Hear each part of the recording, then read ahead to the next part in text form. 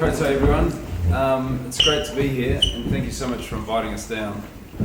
It's lovely to come to the West Coast and on such a spectacular day. It's a strange feeling flying across. I've come from West Auckland and so spent all this time in a blooming aeroplane to talk about climate change. That's the sort of paradox of one's existence in this role, it seems. I couldn't help but recall that my earlier history here was campaigning against West Coast native logging when the Timberland state-owned forestry was still going on. And it made me chuckle, Damien, you won't mind me recalling this. I think that I locked myself to a logging helicopter in 1999 and the comment in the Westport News from the sitting member of Parliament was they should have just left them on that helicopter and dropped them off in the Tasman Ocean.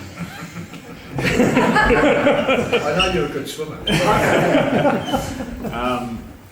So I'm sort of pretty au fait with the tensions there are between those of us, it's not, it's not an us and them thing. I think it's the societal challenges we have of recognising the biodiversity crisis and wanting to protect the integrity of that extraordinary ecology that exists on the West Coast.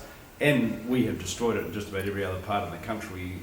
We've got 6% of our lowland rainforest left, and most of it is on the West Coast, which is why what's left here is so precious. The tension between that and, of course, the existential crisis of climate change. It is a dual ecological crisis we face with biodiversity loss and climate change. They both feed into each other, they make each other worse, and we have to deal with them both. My starting point, I suppose, is a radical principle that we are part of a society. And that society should be designed to serve the members of the society. The economy is a subset of our society. It's not the other way around. The economy should be here to serve community and serve society rather than us being oriented to serve the interests of those who profit from an economy that is about the accumulation of capital in the handful and to a few people, which is what we have in a capitalist economy globally. And we here now see, the oligarchical nature of the global economy. We see the worsening of that structure, and we see the proto-fascist nature of the politics globally. And we see the sort of that stuff coming here, importing itself here in the sort of political cultural war. At a fundamental starting point, if we understand that we need to orient whatever we're trying to achieve around a principle of us being a society and the economy being here to serve us, I think it starts getting at us thinking in the right mindset. And likewise, even more radical than that we are a society, our society is a subset of life on Earth, which is to say we're part of an ecosystem that we are dependent on. There's no version of us existing without it. It might seem an overly simplistic, simple thing to say, but that's the mindset we have to come from. In terms of the specific challenge of mechanisms for just transition, it is a challenge, and it is a challenge here in the West Coast more than anywhere, because this is traditionally a resource economy: coal, fisheries, gold, forestry. And the challenge of saying we're not going to be doing that stuff anymore, and the brute reality of, as much as we would like to keep mining coal, if we are to take the science of climate change seriously, metallurgical coal, thermal coal, we need to stop burning it. And so how do we deal with how we do that? And this is sort of tough news, and I know we have these conversations all the time. This is tough news for people who are intergenerationally dependent on the extraction of coal, for their livelihoods. One of the things that we announced 2 days ago at Tokoroa, a Green Party policy, I think is a serious contender for being the pathway to the mechanisms for how we deal with doing just transition, which is that we actually say we have to do something dramatically differently. So let's set up a Ministry of Public Works, a Ministry of Green Works that has the specific challenge and task of actually doing the transition, of filling the massive infrastructure gap we have in this country, but doing it with public money and public intention, rather than this idea of contracting out the infrastructure we want to private corporations who then add on their profit margin. Why is this a radical suggestion? Well, it's not that radical. We only stopped doing it just slightly less than 40 years ago in 1988. But we first had a Ministry of Works in 1871, and for most of the industrial history of this country, we have built the railways, the dams, the grid with public works. And there's been an element of intentional planning about the choices we make as to what we invest in. The specific thing we pitched at Tokoroa was that we will have timber laminating capability there on a sufficient scale that we can keep Central North Island, great place to have a lot of timber production. We can build 35,000 public homes out of New Zealand produced timber, New Zealand owned, New Zealand funded. We have a workforce agency that develops the workforce for the things that we need done. Whether it's reinvigorating the main trunk line or whatever it is, building the new, electricity-based energy system, as we electrify everything. And with that sort of intentional planning at a political level and a willingness to spend public money on it, I think we start getting into the territory where we have answers to those questions as to how are we going to give people meaningful, secure employment for generations to come, which people rightfully deserve. I don't think there are easy answers, particularly on the West Coast. But if we are serious about grappling with the challenges, I think it's a very useful starting point to think that we should have a Ministry of Green Works. And it's a serious proposition from us. It's a it's an $8 billion budget line, which includes the 5.5 for the Ministry of Works, includes 1.5 for Jobs for Nature, and the rest is for the workforce agency. And it's at least 40,000 jobs, but people get caught up in the number of jobs it is. The real orientation that's radical is it's saying we're going to go back to public ownership of infrastructure construction and public determination around it. And that's where we're in the territory of us being what they call watermelons, which is green on the outside and red on the inside. But that's the sort of conversation we as the Greens would like to see happening. And we'd like to see that supported at the kind of at the union level. It was great. We had unions, the unions turning up and showing their support for us in Tokoroa, which was good to see. I just want to close on one thing. In terms of the state of the world today, it would be an error for us to think that in this reactionary political environment we should narrow our expectations of what's possible.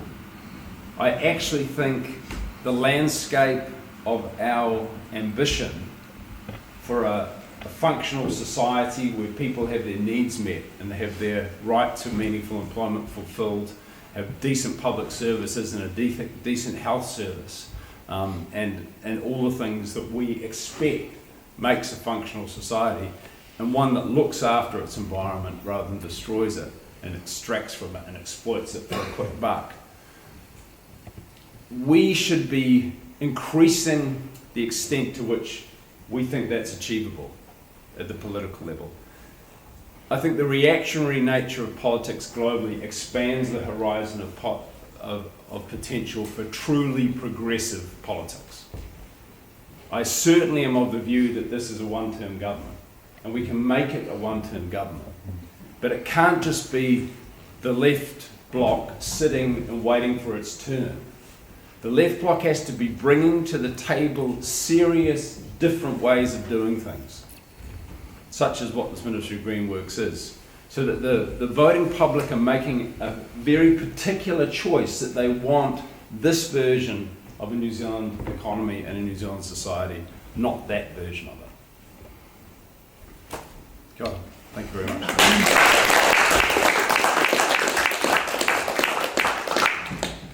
My name's Patrick Phelps. I was born and raised here on the West Coast. Moved home about 5 or 6 years ago. a joke that I have made in the past in terms of trying to explain that yes, people live here, they work here, and they tend to work in what you could classify as exhaustive or exploitative sectors. You work the land for animal proteins effectively, you mine minerals, not so much today, but you harvest timber. But as someone that moved home as a bachelor at 25 and has spent the last 5 or 6 years here, I have said in the past, I don't live here for my sex life. You live here because it is a beautiful place to live. You live here because you might live here with your family, you feel a connection to the place, and you tend to want to continue to be able to carry that on. Most of the people with whom I went through school, I have to say from my generation or my class, I would say at best, I haven't done a tally in preparation for today, but at best I would say there's probably about a 50-50 split of people voting with their feet and going somewhere else. And I think it's tempting as an imperfect species arguably living in an imperfect world to think that there's got to be a better way, there's got to be another way of doing things, because the climate crisis is terrifying, the biodiversity crisis is terrifying, and it does feel like we're eating our future. There's been 6 or 7 mass extinctions in the past, but meteorites and changes to the landscape did that. It's weird that a sentient being might be in charge of the next one that we've got coming.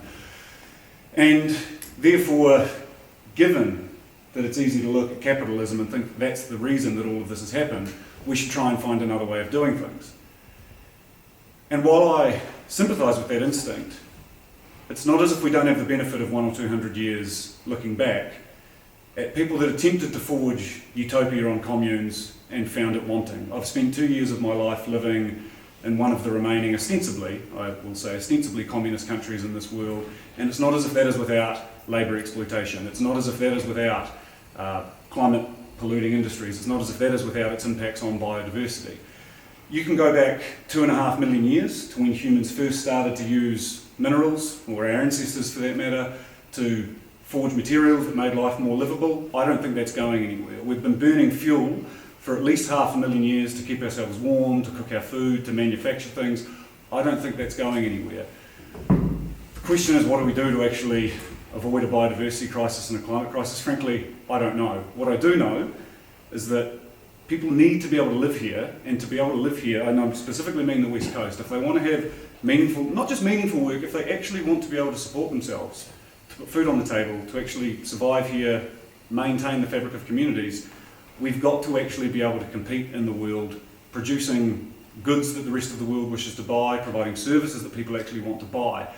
If that's not mining, if that's not at the moment what remains to be an energy intensive agricultural sector that burns coal to turn it into milk powder for export, you look at a town like Hokitika, 3,000 people, or just over 3,000 people live there. You've got 500 people, so a massive section of the workforce, working in one factory that relies on coal to be able to get milk products to market that people actually wish to buy. You could gut that out and you could take it away. People wouldn't stay here, people would leave. They would go elsewhere in the country, finding what jobs were available, or they would simply go to Australia. And when I say you need to look at the footfall, when we talk about the accumulation of capital, people tend to go places where capital has accumulated. Factories, Australia, where there's a vibrant mining industry, closed recently, but up in Tokoroa you obviously had factories. And when those factories close, some people will remain, they'll try and make do, they'll try and redeploy what skills they have, or they'll try and retrain. It's a very difficult thing to do. My brother was an aircraft mechanic prior to COVID. He's subsequently trained as an electrician. But if people can't find something else nearby, they'll go elsewhere. And the biggest fear that I've got is that people just abdicate the West Coast, and to some extent even abdicate New Zealand. And to put some context around coal, it is 4.5%, about 5% of New Zealand's emissions.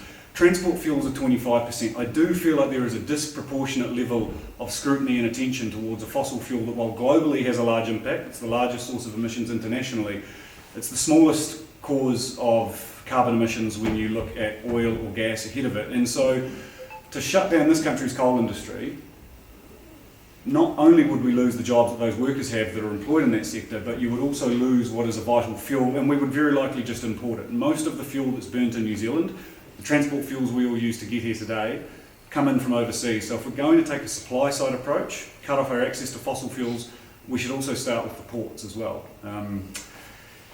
How that helps us navigate a just transition, quite frankly, I don't know. What I do know is if we stuff it up, people are just going to leave. And then what have we got after that? Thank you.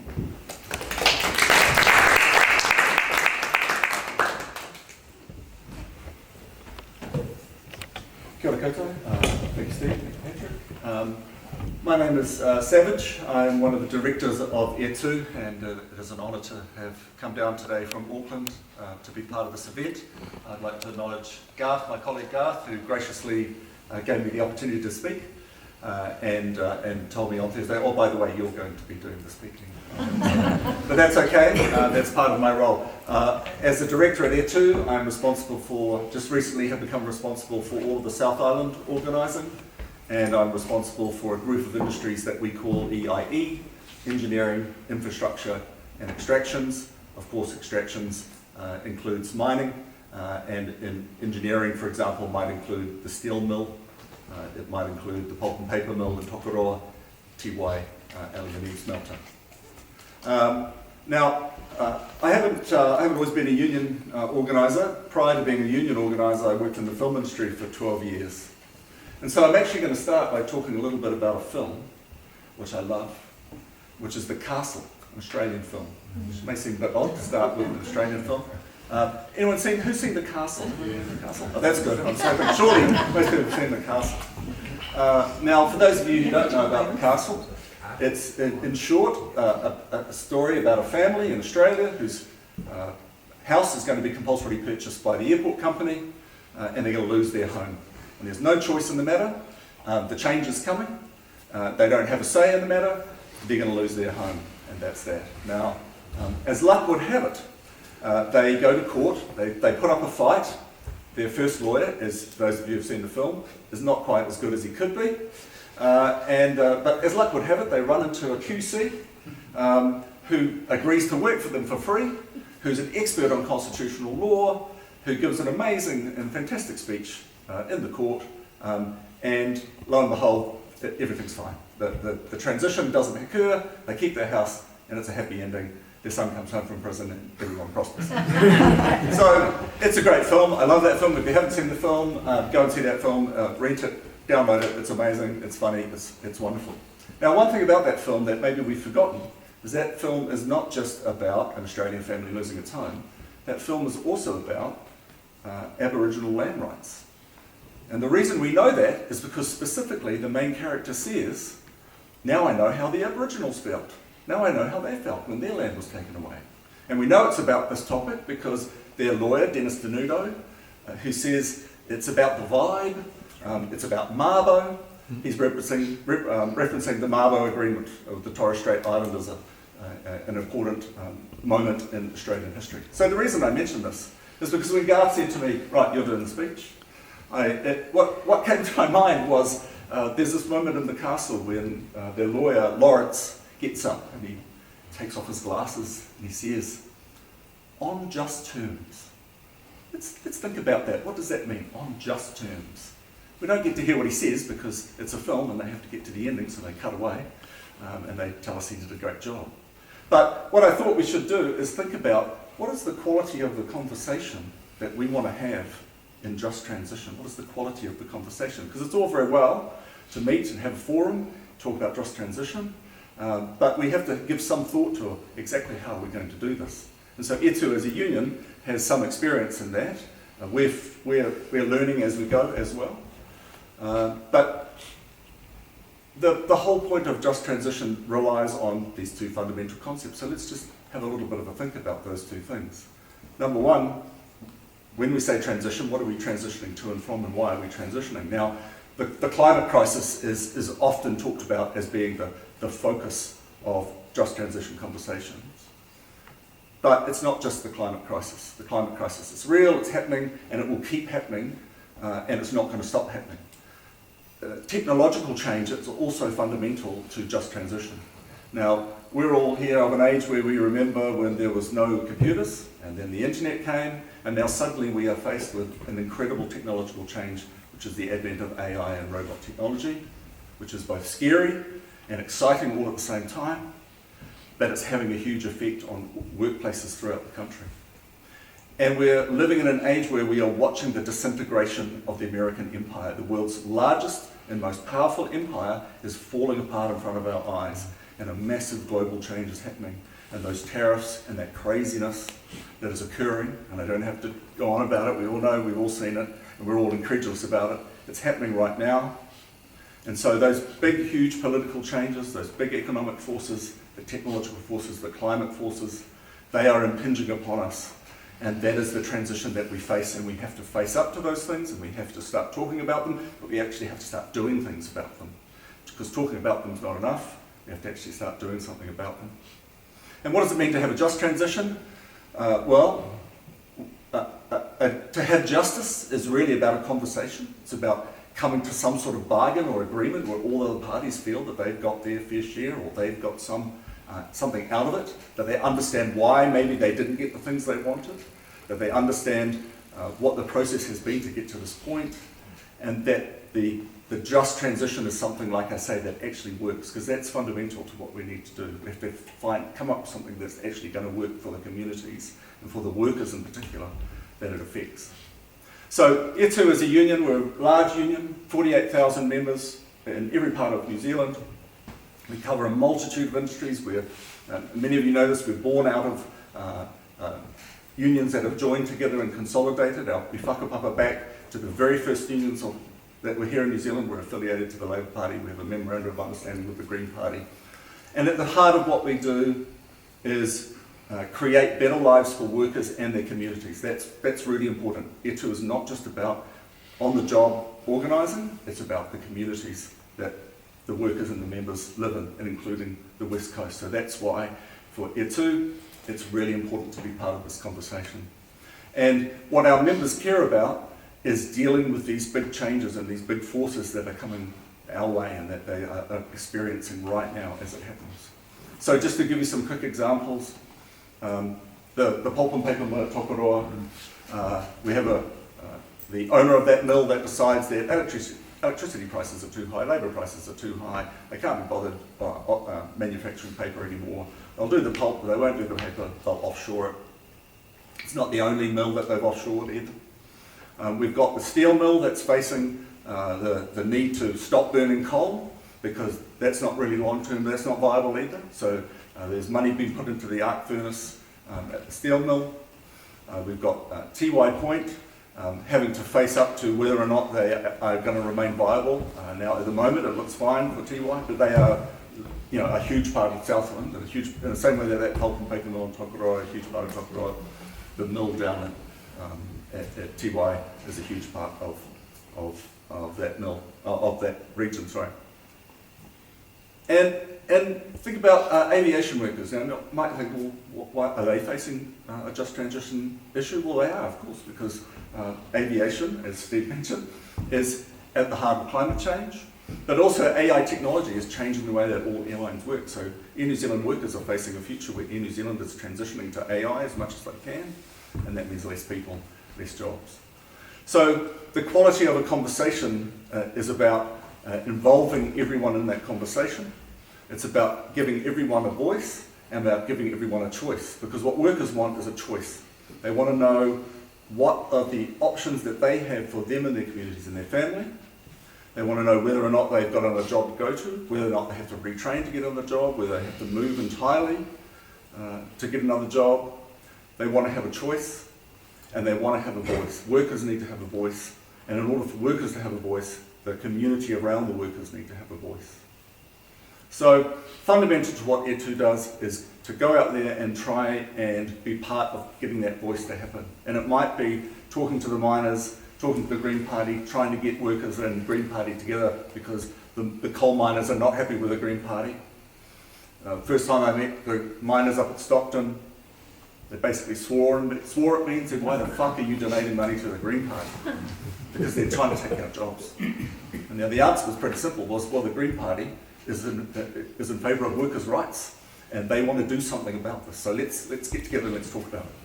So anyway, fundamental to what E2 does is to put some meat on the bones. So it's not just about having conversations, it's actually about getting things done. So it means going in and negotiating collective agreements where we start talking about what is the future of this business, what is the future of this economy, what is the future of this industry, what can we do here to make sure that workers are going to be part of that conversation. So it's on-site, on-job negotiating and building into collective agreements the conversations that need to occur to face up to the future. And It's also about being part of the wider communities. We've been doing that in Taranaki with the oil and gas industry, that has been at the centre of that industry's, that region's economy. We're doing it in Southland, as I mentioned, with Tiwai. We've been doing it in Tokoroa, because of the pulp paper mill in Waiuku in South Auckland, around the steel mill, in Waikato with Rotorua and Maramurua mines, and of course Stockton here, because there is mining here. We still need to be digging that coal out of the ground, and until that changes, we want to make sure that those coal miners are looked after. So just transition is not just about what happens in the future, it's also about what's happening right now to workers, and then not only what are their conditions going to be like now, but what are their conditions going to be like in the future. So I'm just going to finish by going back to that original theme, which was the castle. Remember I started talking about the castle, and you probably thought, okay, what's that got to do with it? Well, let's just have a think about what is the quality of the conversations that we're having in New Zealand, and what actually started New Zealand. It was an attempt at just transition. That's what the treaty was. The treaty was an attempt to say, let's come up with some way of dealing with the fact that the British Empire and the French Empire and colonial forces around the world and Europe is impinging itself on Aotearoa. And there was an attempt, not a particularly successful attempt for various reasons, to have some sort of just transition, some sort of discussion and conversation about what the future would look like and what the rights and obligations of each person in that future would look like. And it didn't work. And for 185 years, Māori have been reminding us, well, that didn't work, the quality of that conversation didn't work, so we need to have another conversation. For the last 50 years, the Waitangi Tribunal has been a part, up and down the country, of restarting that conversation again and revisiting that conversation so that communities and Māori and Pākehā, iwi and tauiwi could come together and talk about what is the future together. So at the heart of New Zealand is a principle of just transition, a treaty that was based on what they didn't call just transition, but we now recognise as just transition. So it's fundamental to how we do things in New Zealand. It's what makes New Zealand what it is that we get together, we talk about what's real, we face up to what is real, and we come up with some proper answers and we actually get on, we do it. So that's the key message that I wanted to leave you with today, is let's talk about it, but let's get some meat on the bones, and it could be some green works, it could be some way forward for mining, whatever that is.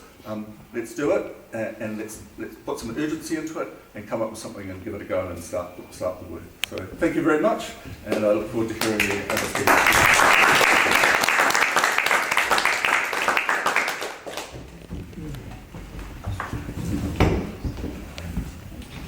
Kia ora koutou, ko Sean Connolly tōku ingoa. I moved to New Zealand in 2013 to take up a job at the University of Otago. I'm in the School of Geography. I teach environmental management. I do research on sustainable communities, food, energy, agriculture, and I'm also quite interested in resource-based economies and how they have conversations about the future. So that's why I've been coming to the West Coast on a fairly regular basis since 2013 and have been observing with interest the changing conversations over that time. I guess things to start off with. Rural, regional economies, small towns are an area that's aren't generally part of the policy conversation. We don't have conversations about these places. They're ignored, they're forgotten about, they don't have resources, they don't have the tools necessary that are crafted specifically for the context that they're existing in. But they represent 20% of our population. 20% of our population in Aotearoa lives in towns of 10,000 people or less. And we forget about that. That's a significant chunk. And so we need to be having a conversation. Do these places matter? Should they matter? Should they just be left to market forces? Do we need to develop specific policies that are unique to those kind of contexts? Some of those rural, regional places are growing rapidly because of existing amenities. You think of the tourism kind of places. Others are struggling because their economy has not transitioned. Do we just let them sink or swim based on their own devices? Is that an appropriate outcome? Are we concerned about equity and fairness in terms of level of education, health, social services? Should everyone living anywhere in the country have reasonable expectations around access to those social services, the infrastructure? These are conversations I don't think we're having, not having enough of in Aotearoa. Far too often, communities are left to their own devices. Well, if you get enough leadership, local leadership, and you can galvanize enough resources and capacity, then maybe your rural community will be a success. And if not, well, people will move away and they'll vote with their feet, right? We can aspire to more than this. Do they all matter? Do just some of them matter? And how should we have conversations about that? So I think that sets the wider context that we're forced to insert the conversation around just transitions. We can't separate the urgency with which we need to address climate challenges from those wider conversations around what is the role, the function, the purpose, and the value of our rural, small towns, resource-based economies. And so it raises those, I guess the other fundamental problem is that we have governance processes, institutions, funding mechanisms that are all geared around growth. And we cannot cope with stability or decline. How do we fund our infrastructure? We can't rely on rates, on a declining rate base to deal with crumbling infrastructure that is long overdue for renewal. So we need this larger conversation. And I think this provides that context for asking the question around what are we transitioning to and who is the just transition for? I think it was really revealing following the conversations in Taranaki around the closure or the ban of the offshore oil and gas exploration and the resulting just transition program that started there. Because initially the conversation was about just transition for these specific workers that work in this industry. And it was really fascinating to see how once the community got a hold of that conversation changed. Everyone started to stick their hand up. Well, what about this? What about this? Unfortunately, we have far too much experience with unjust transitions. We can point all across the country to examples around that. And so when we think about justice and justice for whom, we need to be thinking about the processes of justice, who's involved in the conversations, how those decisions are being made. We need to be thinking about the distribution of the costs and the benefits of those transitions, making sure that that is done in a more fair manner. We need to recognize the injustices that have occurred. I remember the Taranaki example, people sticking their hand, well, what about when the freezing works closed? Where was our just transition? Iwi sticking their hand up. Excuse me, where is our just transition? Why haven't our treaty settlements been fully recognized? And so there's that recognition component of justice as well. There's obviously intergenerational justice. And I think one of the really important challenges that often gets neglected is the temporal component, or the time component of justice. And I think that's where we are really struggling, particularly here on the West Coast. We all know the immediate urgency with which we have to take action to address climate change. And that does not match up with the cultural process of deep-seated identities, cultural legacies that are tied to resource extraction. Those things do not change quickly. They can't be expected to change quickly.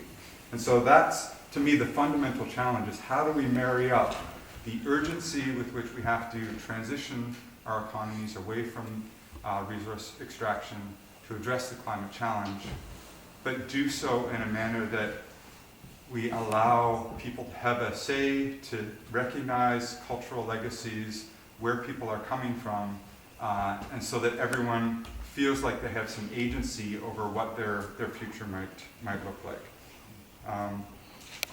And I guess sort of the final point then is that is a challenge. It's related to resources, it's related to capacity, it's related to questioning some of those identities and legacies. But I think ultimately it is a question about imagination. We need a whole lot more imagination, a whole lot more freedom to think beyond, well, this is the way we've done things in the past, really open up that creativity in order to create a different kind of future. And I think I'll leave it there, but before I do, I forgot what I wanted to start off with before I started speaking was wanted to recognize the senior doctors, the allied health workers that have been on strike recently, and I think we really should sort of extend our support and gratitude for their willingness to take that kind of action to fight for the things that they feel are important, particularly given the nature of today's event. Thank you.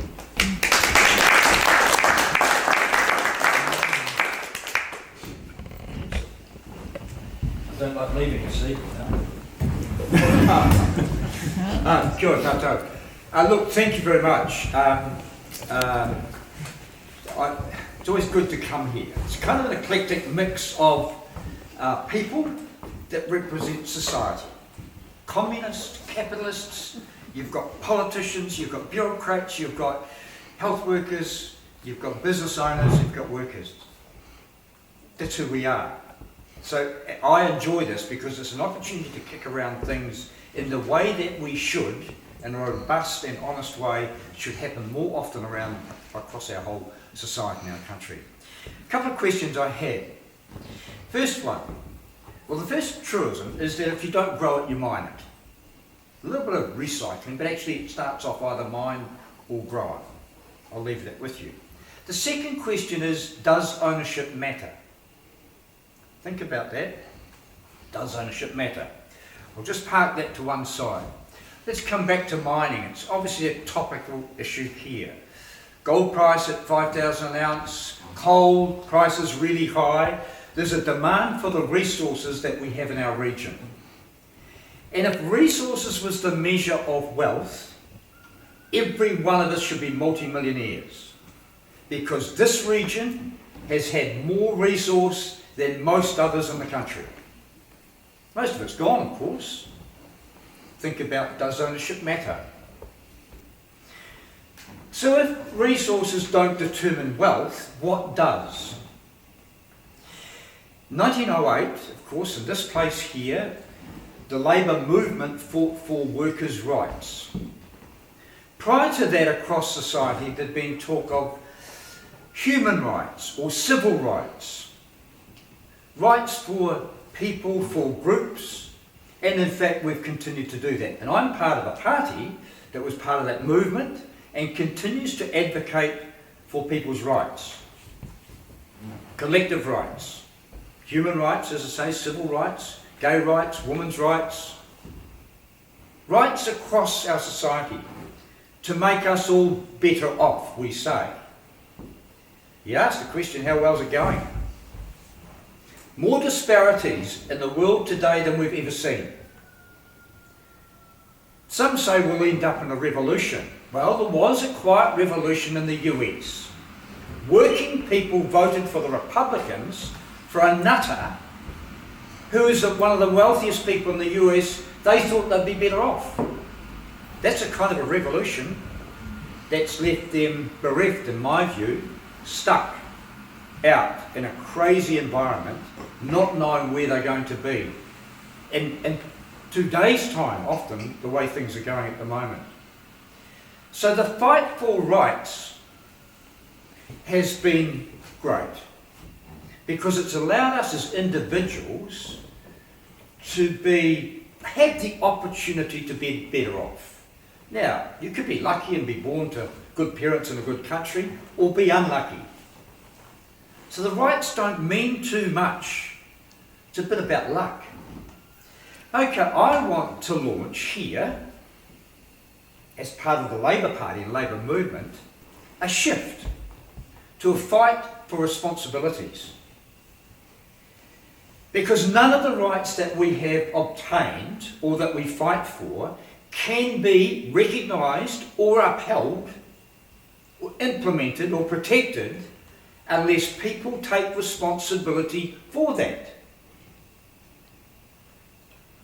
A worker's rights depends upon the company taking responsibility to pay properly and protect, or the union's responsibility to step up and represent. We all have responsibilities in a modern world that knows of rights, but we don't talk of them often enough. So we have the right to extract, or someone who owns the rights to extract mineral rights. What responsibility is there to contribute back in to firstly environmental management, and that's kind of been worked through, the RMA, or back into the local community and as wages. But when you've got a place like Greymouth that can't have safe drinking water, or Westport that's not much better off, and all the resources that have gone from our regions, what responsibility have the owners of those minerals put back into the community? And they might say, oh, we've done that, we paid the staff, we pay our workers, and we look after them. What about the future? Because once those resources have gone, you can't put them back. So our region, in my view, has a big challenge. The just transition is something we've talked of to what? I've been since the 80s in a little tourism business, milking a few cows in Westport, been part of business development groups and part of Parliament and all of that with the objective of trying to make our region more sustainable into the future. And we have. We've got a dairy industry, we've got a fishing industry, we've got, a tourism industry. We've kind of moved forward, but we still have a huge dependence on extraction through the mining industry. And there's nothing wrong with that. It's served us well, but, when the price of gold slumps because something happens to Trump, or, when there is a transition to other fuels or to other, ways of making steel, because the coal from Stockton is valuable, we need it for the just transition. But when those things occur, what happens? Where are we left as a community? So I'll come back to my little kind of sermon, you might say. I'm proud to be part of a party that has fought for rights. But I'm now trying to work with my colleagues to say, until we turn the narrative around to be a party that fights for responsibilities from every part of society, as individuals, as parents, as part of a local community, as a corporate, what's our responsibility? I think we on the left are going to fail, because at the moment we're up against a right-wing narrative driven by the Atlas group, played out internationally, that says divide and rule. We see it now, issues that are thrown into Parliament like who's a man, who's a woman. It's just a divisive issue, designed to have people scrapping over issues that they are kind of important, but actually what's the direction of travel? That's the most important thing. So let's not be sucked into those divisions. Let's think about the responsibilities that we have to one another, and then turning it around on the people who are saying we've got property rights, and the RMA reform is going to deliver secure property rights for individuals, depending on whether you've got a good lawyer or not. That will end in disaster, in my view, because enhancing the property rights of individuals or companies ultimately leads to conflict. Because we can't have a society in a country where everyone has their own property rights without some kind of compromise. The responsibilities that you get with those property rights means that you have to protect the environment. You've got to make sure you're not impacting on people's lives adversely, and that we're creating a future that is better and sustainable for future generations. You can't say that at the moment. We are facing the reality of climate change, and people expect politicians to do something about it. Every time we get a Gabrielle or we get another storm like this, everyone wants their hands out. There'll be compensation. Who pays? Taxpayers. Do you want to keep paying money for people who chose to buy a house in a low-lying area or suddenly got hit by a massive storm? Well, if we take responsibility for one another, then maybe the people who are utilising resources or burning hydrocarbons, which we need to do in a small way, take responsibility for doing only as much as they need to do and contributing as much as they can back into society. So anyway, I'm from the Labour Party. We haven't developed some of our policies. I've got a few ideas on what we'd like to do. Some might say I've been around for a bit too long, but it makes me grouchy and impatient, because the things that are coming at us are coming more quickly, more urgently, and we can't sit around and consult for too much longer, or we're going to get run over. Kia ora.